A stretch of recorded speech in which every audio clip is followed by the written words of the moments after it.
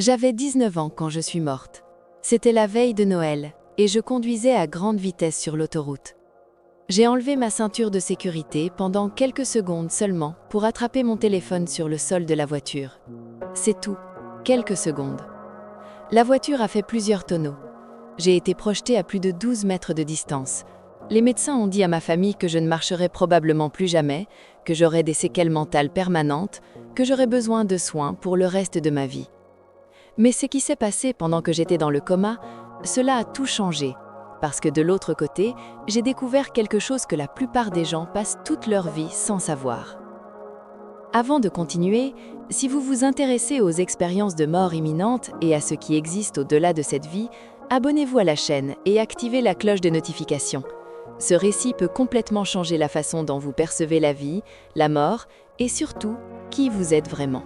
Laissez-moi revenir un peu en arrière et vous raconter qui j'étais avant que tout cela n'arrive. J'ai grandi dans une petite ville du Kansas. C'était le genre d'endroit où tout le monde se connaît, des familles traditionnelles, une vie simple. Mes parents étaient aimants et me soutenaient en tout. Au lycée, j'étais cheerleader, toujours la plus grande du groupe, donc je restais à la base de la pyramide pour soutenir les autres. J'ai commencé à faire du mannequinat à 14 ans et j'adorais ça. Non pas pour l'ego d'être devant les caméras, mais pour l'art de créer une scène, de donner vie à une histoire à travers les images. C'était comme animer quelque chose qui n'existait que dans l'imagination. Mais vivre au Kansas, il n'y avait pas beaucoup d'opportunités. Malgré tout, je rêvais d'en faire ma carrière. Après le lycée, je suis allée à l'université, parce que c'était ce qu'on attendait de moi. Mais je ne savais pas ce que je voulais étudier. Je suivais simplement un scénario, vous voyez. Je faisais ce qu'on me disait de faire. C'est alors qu'une camarade de classe m'a fait une proposition. Elle travaillait dans une boîte de nuit et m'a dit que je pourrais gagner beaucoup d'argent. Je n'imaginais même pas de quoi il s'agissait jusqu'à ce qu'elle m'y emmenait. Danser dans un club de striptease. Au début, j'ai pensé, bon, avec le mannequinat, j'étais déjà habituée à m'exposer, à être en scène. Ça ne doit pas être si différent.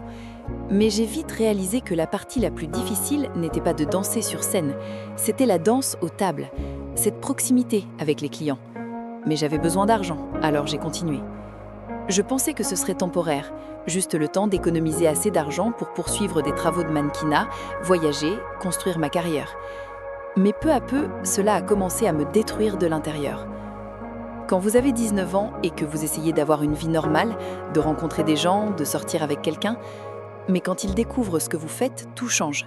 Soit ils ne veulent que ça de vous, soit ils vous jugent. Et leurs parents vous jugent définitivement. C'était comme si cela définissait ma valeur en tant que personne. J'ai commencé à sentir que les gens ne faisaient que m'utiliser. Ces hommes d'affaires ont commencé à m'inviter en voyage. Et j'ai rationalisé. J'ai pensé, au moins comme ça, j'en tire quelque chose aussi. L'un de ces hommes d'affaires m'a invité à Atlanta. Il a dit qu'il voulait simplement de la compagnie, qu'il s'ennuyait en voyageant seul pour le travail. J'ai été très claire, chambre séparée, rien d'autre que l'amitié. Et j'y ai vu une opportunité. Atlanta devenait un grand centre de l'industrie de la mode. Je pourrais en profiter pour visiter des agences pendant qu'il travaillait. Je vivais chez mes parents à cette époque. J'avais quitté le club et j'essayais de réorganiser ma vie, peut-être retourner à l'école. Mais je leur cachais tout ça, toute cette autre vie que j'avais vécue. C'était le jour de Noël. Nous nous sommes réveillés, avons ouvert les cadeaux sous le sapin, pris le petit déjeuner ensemble. Cette tradition familiale de toujours. Puis ma mère, mon père et mon frère sont partis rendre visite à la famille dans une autre ville, à 2 heures de route. Mais je suis restée. J'ai dit que je ne me sentais pas bien. Mais la vérité, c'est que j'avais ce voyage prévu pour Atlanta. Je suis montée faire une sieste avant de faire mes valises. Et quand je me suis réveillée, j'étais en retard, très en retard. J'ai commencé à jeter des affaires dans le sac désespérément. Je suis montée dans la voiture et j'ai foncé à travers la ville. Sur l'autoroute, je volais. J'ai regardé le compteur de vitesse et j'ai pensé « Je dois prévenir ce type que je suis en route, sinon il va partir à l'aéroport sans moi. » À cette époque, les téléphones portables étaient ces énormes modèles que vous branchiez dans l'allume-cigare. Le mien était sur le sol côté passager. J'ai pensé « Ok, je vais attendre de passer ce pont et de dépasser cette voiture. Ensuite, j'enlève ma ceinture de sécurité et me suis penchée pour attraper le téléphone. » Quand je me suis relevée, je devais être trop près de l'autre voiture. J'ai fait une embardée brusque. D'après ce que j'ai pu reconstituer plus tard, à travers mes souvenirs et les témoignages, j'ai surcorrigé la direction. La voiture a plongé dans le terre-plein central, puis a commencé à faire des tonneaux. Une fois, 2 fois, 3 fois, la voiture a traversé tout le terre-plein et franchi les 2 voies de l'autre côté de l'autoroute, tournant sans arrêt. J'ai été éjectée du véhicule, à environ 12 mètres de distance. Ils m'ont emmenée en hélicoptère à l'hôpital de Kansas City. Ma famille a campé dans la salle d'attente. J'étais aux soins intensifs. Il me permettait que 2 personnes à la fois, 3 fois par jour pendant une demi-heure ou maximum 1 heure. Ils se relayaient juste pour être près de moi, pour veiller sur moi. C'est ce qui s'est passé de ce côté. Mais ce dont je me souviens est complètement différent. Mon prochain souvenir est de me réveiller dans un endroit totalement blanc. Une pièce lumineuse, rayonnante. Il y avait 6 personnes, ou êtres, debout autour de moi, 3 de chaque côté. Ils étaient très grands et leur corps rayonnait de lumière. C'était comme s'ils étaient faits de lumière pure, mais je les ai reconnus immédiatement. Ils ont glissé leurs mains sous moi et m'ont aidé à m'asseoir. C'est alors que j'ai réalisé, je me levais d'un corps, je sortais de mon corps physique. Et alors, je les ai embrassés. J'ai embrassé chacun d'entre eux. La sensation que j'ai eue était bouleversante. C'était comme retrouver ma vraie famille. Il n'y avait aucun jugement, aucun. Rien de « tu n'es pas assez bien » ou « tu as échoué » ou l'une de ces voix qui vivent dans notre tête. Juste l'acceptation, l'amour inconditionnel pur. Vous savez, tous ces messages que nous recevons tout au long de notre vie, que nous sommes limités, petits, que nous ne sommes pas assez bons, assez beaux, assez intelligents, assez aimables, tout ça, c'est un mensonge. C'est un mensonge dévastateur. Quand ces êtres me montraient des choses, quand ils m'enveloppaient de cet amour, ils me disaient « Tu vas bien, tu n'es pas mauvaise, tu n'es rien de ce qu'on t'a dit que tu étais. Tu n'es pas toutes ces choses douloureuses auxquelles tu t'es identifié. Tu es amour, tu es pure essence d'amour. » Et quand vous recevez cet amour, quelque chose d'extraordinaire se produit. Vous vous en remplissez, mais alors cette énergie revient et les remplit eux aussi. C'est réciproque. Vous vous nourrissez mutuellement. C'est ce que la vraie famille devrait être. C'est ce qu'est le véritable amour. Puis, j'ai eu une autre expérience. Je me suis vue flotter dans le coin de la chambre d'hôpital, regardant vers le bas. J'ai vu ma mère. Elle tenait ma main comme ça, la tête baissée, comme si elle priait ou était simplement épuisée d'avoir tant pleuré. Et je n'ai pas seulement vu, j'ai ressenti ce qu'elle ressentait. Sa douleur, sa peur, son désespoir. Et j'ai pensé, mon Dieu, qu'est-ce que j'ai fait ? C'est à ce moment-là que j'ai compris quelque chose de profond sur ce qu'on appelle le jour du jugement. Peut-être que ce n'est pas être jugé par une entité externe, peut-être que c'est vous-même qui ressentez l'impact que vous avez eu sur les autres. Ressentir dans votre chair, ou plutôt dans votre âme, la douleur que vous avez causée, même sans intention. Ils m'ont montré quelque chose de plus. Imaginez que vous êtes dans un avion la nuit, regardant par la fenêtre une ville en contrebas. Vous voyez toutes ces lumières, des milliers d'entre elles, reliées par des rues et des avenues. Chaque lumière est une personne, et elles sont toutes connectées. Quand une lumière s'éteint, cela crée une sorte de surtension d'énergie. Les lumières autour d'elles s'assombrissent, certaines s'éteignent même aussi. Quand ma lumière s'est éteinte, cela a affecté beaucoup d'autres personnes. Mes parents, mon frère, mes amis, même des gens que je ne connaissais pas bien. C'est une grande responsabilité. La dernière chose dont je me souviens de l'autre côté était d'être assise en cercle avec 12 de ces êtres. Ils étaient en train de débattre, de discuter pour savoir si je devais revenir ou rester. À ce moment-là, je ne sentais pas que j'avais mon mot à dire dans la décision. Ils pesaient les options. On la renvoie, on met une autre âme dans ce corps ou on laisse simplement faire. Puis, je me suis réveillée. Le premier souvenir que j'ai de mon réveil était d'ouvrir les yeux. J'étais allongée sur le côté, la tête tournée. J'ai vu mon ami Patrick endormi sur une chaise à côté du lit. J'ai commencé à essayer de le réveiller juste avec ma pensée. « Réveille-toi, réveille-toi, réveille-toi » Et il s'est réveillé. Il a ouvert les yeux soudainement et a dit « Chat, tu es réveillé !» Je ne pouvais pas parler. Ma bouche était pleine de métal, d'appareils, de tubes. J'essayais de murmurer quelque chose.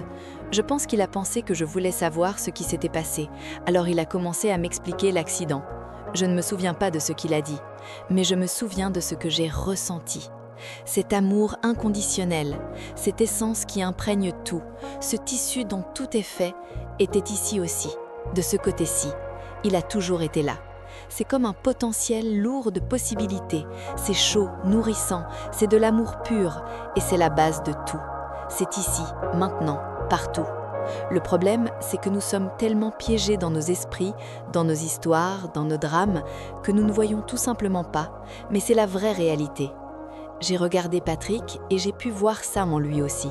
Vous pouvez le voir chez les gens quand vous faites attention, c'est dans les yeux. Vous regardez dans les yeux de quelqu'un et vous voyez cette lumière qui brille à travers eux. C'est la vérité. Chacun de nous est l'un de ces êtres de lumière. C'est notre essence réelle. Je ne suis pas spéciale pour avoir vu cela. Vous êtes ça aussi. Vous êtes cette essence de lumière, d'amour, de perfection absolue. C'est seulement l'esprit qui nous fait croire le contraire. C'est l'esprit qui nous fait faire toutes ces choses folles que nous nous faisons les uns envers les autres sur cette planète. Mais la réalité, la vérité la plus profonde, c'est que nous sommes maintenus ensemble par ce tissu d'amour. Sortir du coma, ce n'est pas comme dans les films. C'était extrêmement difficile de revenir dans le corps. J'avais une conscience aiguë d'essayer d'entrer dans le corps, d'essayer de faire bouger les jambes, d'essayer de faire fonctionner les bras, et rien ne se passait. C'était frustrant et effrayant. Les médecins ont dit à mes parents de ne pas s'attendre à ce que je vive de façon indépendante à nouveau. Ils ont dit que je serais probablement mentalement handicapée, que j'aurais toujours besoin d'assistance, que je n'apprendrais peut-être plus jamais à marcher. Ils ont estimé de 4 à 6 mois de récupération à l'hôpital. Mais j'étais déterminée. Les séances de rééducation ont commencé. Réapprendre à me nourrir seule, à bouger, à lire, tout revenait beaucoup plus vite qu'il ne l'espérait. Je suis sortie de l'hôpital en 4 semaines. Quand j'ai commencé à aller mieux, j'ai essayé de parler de ce que j'avais vu. Mon père a été la première personne. C'est un ingénieur, un esprit rationnel, logique, que j'aime profondément.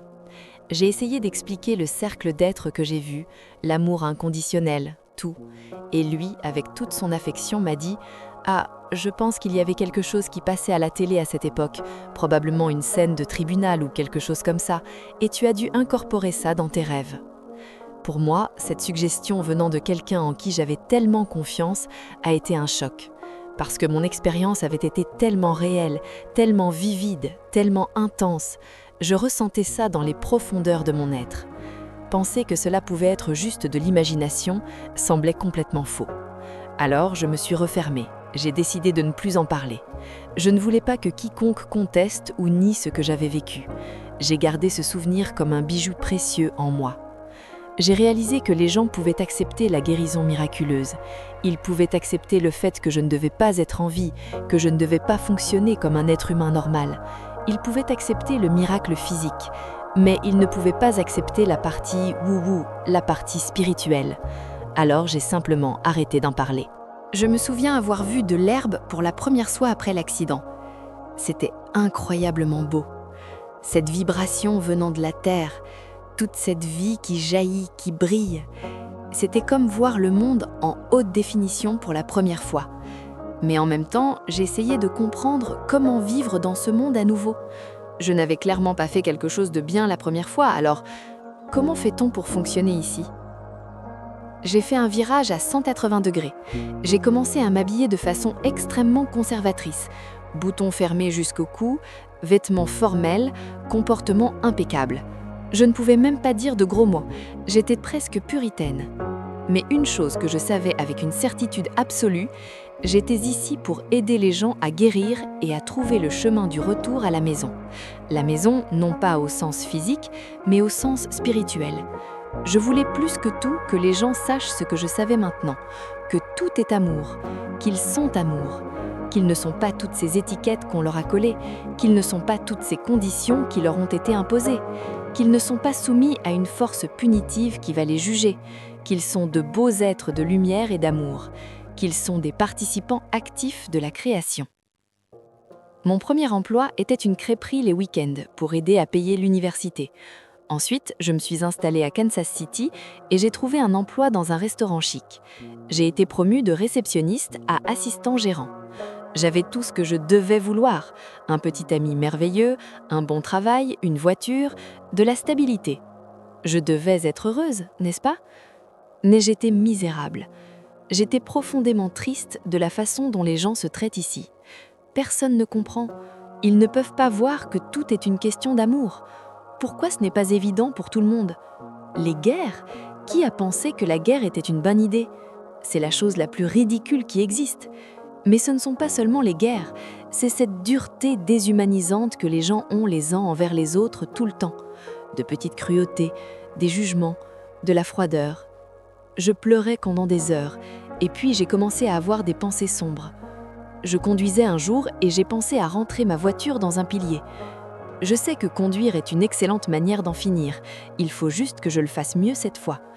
Mais ensuite, j'ai pensé à ma famille, à mes parents, à toutes les personnes qui se sont battues pour me maintenir en vie, toutes ces personnes qui ont mis leur énergie en moi, qui ont cru que je survivrais. Je ne pouvais pas trahir ça. J'ai commencé à écrire dans un journal comme moyen de traiter tout ça. Je ne sentais pas que j'avais quelqu'un à qui parler vraiment. Quand j'écris, j'entre dans une sorte d'écriture automatique. Je laisse simplement le flux de conscience sortir, sans filtre. Et j'ai commencé à poser des questions dans mon journal. Puis, j'ai remarqué quelque chose d'extraordinaire. Quelque chose a commencé à répondre. C'est ainsi que j'ai rétabli la communication avec le conseil que j'avais rencontré de l'autre côté. Mais maintenant, de ce côté-ci, à travers l'écriture. Ils sont devenus mon plus grand soutien, mes confidents, mes guides. C'est comme ça que j'ai surmonté cette période de dépression. Beaucoup de gens pensent que l'expérience de mort imminente elle-même est la grande leçon. Et oui, c'était un réveil, un rappel de pourquoi nous sommes ici, qu'il y a bien plus dans cette existence qu'il n'est paraît. Mais mon vrai voyage a commencé après. C'était d'apprendre comment retrouver cet endroit d'amour à nouveau, comment vivre à partir de cet endroit. Quand j'ai vécu en France, j'ai développé une technique. Je sortais la nuit et je me promenais dans les rues, qui ne sont pas organisées en grilles comme aux États-Unis, donc il était facile de se perdre. Mais j'ai remarqué que si je suivais l'endroit qui semblait le plus expansif, le plus lumineux, pas lumineux de lumière, mais lumineux d'énergie, le plus ouvert, je trouvais toujours le chemin de la maison. Et c'est devenu une grande leçon. C'est comme ça qu'on trouve la vérité. Vous devez remarquer ce qui vous élargit, ce qui vous ouvre, ce qui vous attire, ce qui vous tire vers quelque chose de plus grand. Tout ce qui fait que votre cœur s'ouvre est bon. Tout ce qui vous fait vous épanouir et entrer dans cet état de plénitude, cette sensation que tout va bien, c'est la vérité pour vous. Quelque chose qui est sorti très clairement de toute cette expérience était une conscience aiguë du moi qui existe au-delà de l'esprit et du corps. Ce moi qui est ici, avec ce petit corps et cet esprit, mais qui existe bien au-delà. La vie est un petit éclair, un fragment minuscule dans l'étendue de ce qu'est vraiment la réalité. Et si je peux passer à travers cette vie et faire ce que je suis venu faire, si je peux avoir un impact et réveiller autant de personnes que possible, les aider à se rappeler à quel point elles sont incroyablement puissantes, belles et aimantes, alors je serai heureuse. C'est très facile d'oublier ici. Cette réalité physique est dense, elle est lourde, elle est convaincante. Mais c'est le plus grand défi, se rappeler que nous sommes cet amour, se rappeler que nous sommes cette lumière.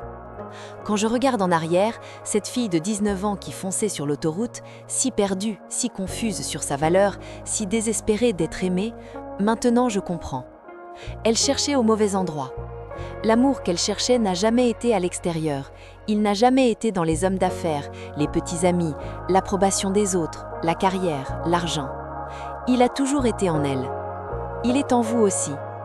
Vous n'avez pas besoin de mourir pour découvrir ça. Vous n'avez pas besoin d'avoir un accident terrible ou de traverser un traumatisme. Vous devez juste vous arrêter, respirer, regarder au-delà des histoires que votre esprit raconte sur qui vous êtes. Vous êtes cette lumière que j'ai vue briller en Patrick quand je me suis réveillée. Vous êtes ces êtres rayonnants qui m'ont accueilli de l'autre côté. Vous êtes l'amour inconditionnel, dans sa forme la plus pure. Et si vous pouvez vous souvenir de cela, ne serait-ce qu'un instant, tout change. Il a fallu un accident brutal, 4 semaines dans le coma et un voyage de plusieurs années de récupération pour que je comprenne cette vérité simple. Nous ne sommes pas ici pour accumuler des choses. Nous ne sommes pas ici pour prouver notre valeur. Nous ne sommes pas ici pour être jugés ou pour juger. Nous sommes ici pour nous souvenir. Pour nous souvenir que nous sommes amour et pour aider les autres à s'en souvenir aussi. Cette fille de 19 ans est morte sur cette autoroute un jour de Noël, mais celle qui est revenue avec un but. Et peut-être que vous regardez ceci maintenant pour une raison. Peut-être que c'est votre moment de vous souvenir aussi. Si ce récit vous a touché d'une manière ou d'une autre, laissez un commentaire ci-dessous. Partagez votre expérience et abonnez-vous à la chaîne pour plus d'histoires comme celle-ci. des histoires qui nous rappellent qui nous sommes vraiment. À la prochaine vidéo. Et rappelez-vous, vous êtes lumière, vous êtes amour, vous l'avez toujours été.